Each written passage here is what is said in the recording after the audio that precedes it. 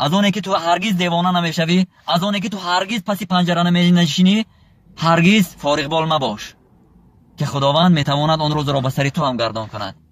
چون خداوند قادر و توانا است که بعضا ظالم را مظلوم هم میکند، شاه را گدا هم میکند، گدا را شاه.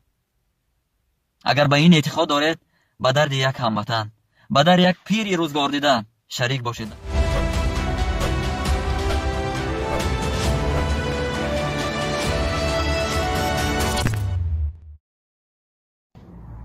ابتدا اول به نام آن خدا که از دو حرف آفرید ارض و سما، نام حق بر زبان همه رانم که به جان و دلش همه خوانم. ثانیاً درود و پیام و سلام و صلوات بر آن رسول خدا خاتم النبیین حضرت محمد مصطفی صلی الله علیه و آله و سلم و جمع اصحابشان.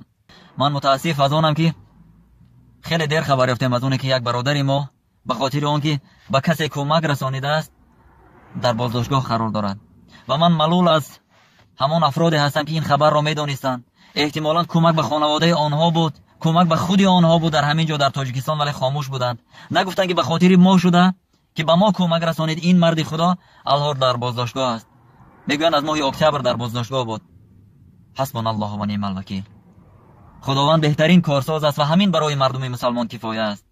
ان شاء الله امید دارم که بابای دانه در دل امید دارد، از خداوند خود انتظار است که حتما مشکلش را آسان میگرداند، ولی فراموش نمیکنیم که دعا هم نقش موثر دارد. شما دعا کنید در حقش. اگر کاری کردن نمیتوانید، من متاسف از آنم که مردم ما یک ترس، وهم، واهمه آنچنان در وجود و رگ و پیوندشان جای گرفته است که اگر رود و یک کسی با یگان فاجعه روبرو شود، همه خود را از او دور میگیرند. دوستان قرین، یاران وفادار، حق و همسایه ها، خویش و تبار هم بعضا دلشان نمیشود به احوال پرسیش بیایند که چه حال داری، چی شدی. خدا شرمتان دارد.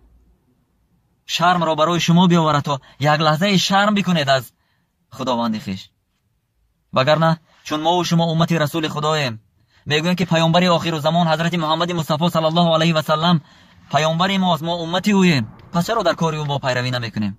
در حالی که پیامبر اسلام فرموده و اون فرموده رسول خدا را شیخ سعدی به نظم در آورده گفته است: بنی آدمی اعضای یکدیگرند که در آفرینش ز یک گوهرند، چو عضو بدرد آورد روزگار، دیگر عضوها را نماند قرار.